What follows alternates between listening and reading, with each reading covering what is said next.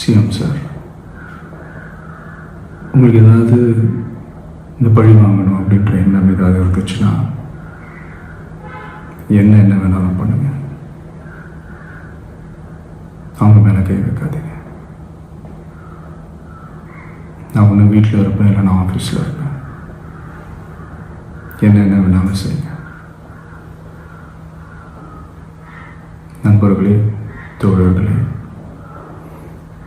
நம்மளுடைய அரசியல் பயணம் இன்னும் ஸ்ட்ராங்காக, இன்னும் தைரியத்தோட கண்டினியூ ஆகும். தேங்க்யூ.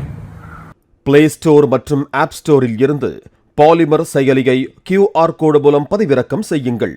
செய்திகளை உடனுக்குடன் பெறுங்கள்.